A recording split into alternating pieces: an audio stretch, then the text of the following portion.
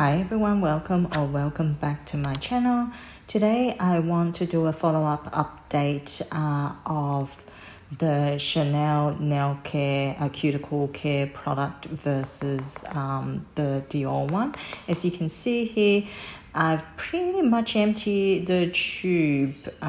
Maybe there's a little bit of a product left in the Chanel one. One of the downside to the Chanel Cuticle oil is that it really is a bit of like a muscle training every single night. At the beginning when the tube is full of product, it's very easy for it to come out. But once you've gone down half the tube, it's taking quite a bit of effort to squeeze it out. The plastic tube is a bit of a harder, firmer type of plastic, so it is quite a bit of a squeeze to push to actually squeeze it out. You can see here I'm really working on my thumb muscle and my index finger muscle. Now with the Dior one, I've started using it. As you can see, one of the annoying factor is this lid that comes out. I suppose I can just not place the lid back into the tub, but because the lid still has a lot of product left on it, I kind of didn't want to waste the product, so I'm just kind of leaving it in the tub for now. Look, in comparison to the Chanel Cuticle oil, I actually find the Dior one more moisturizing. The scent is very different. It's like an apricot scent, whereas the Dior one is more like the camellia type of scent that's with a lot of their other skincare product line.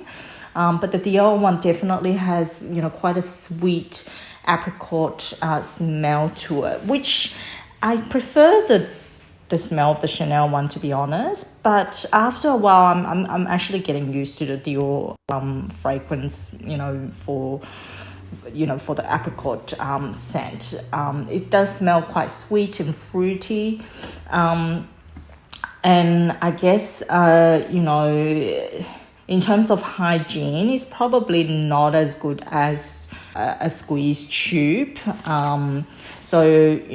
But I guess, because I am applying it at the end of the day, after I've, really, taken a shower and washed my hands and, sort of in my bed, I am able to keep the tub pretty clean. And you can always use, I guess, a spatula to spoon it out, but I think I find it a bit too fussy to do that. The texture is very hydrating. It's almost it's like a gel cream type of texture, and a lot more sticky. But once you put it on, you don't get the stickiness sensation. It actually absorbs into the cuticle quite well. So I find, to be honest, aesthetically, I probably prefer the Dior one, in terms of the tub actually looking nicer than the plastic tube of the Chanel one. It just looks a bit more refined and elegant. And yeah, you can see it's very sticky. It's not a runny type of consistency.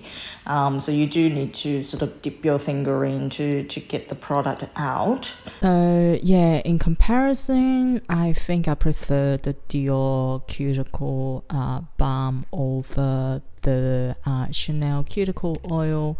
And also, I think now that I've finished the whole tube of Chanel, I haven't noticed there is a bit of improvement of my cuticles, but not heaps.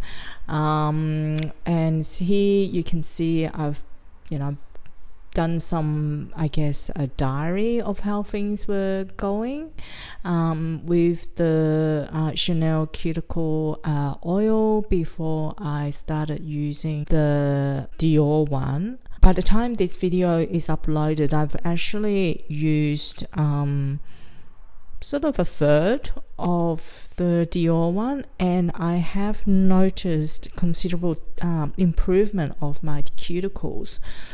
So here I put some pictures of the same fingers. You can see the skin has actually regrown.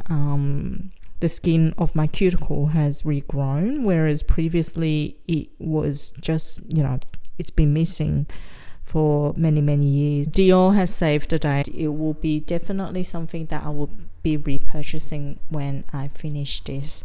And this is all from me today. You all take care, and comment down below if you've had any cuticle care issues, and whether you will recommend some other products. Have you tried the Dior one? What do you think? I'll be very interested to find out from you. You all take care. Bye.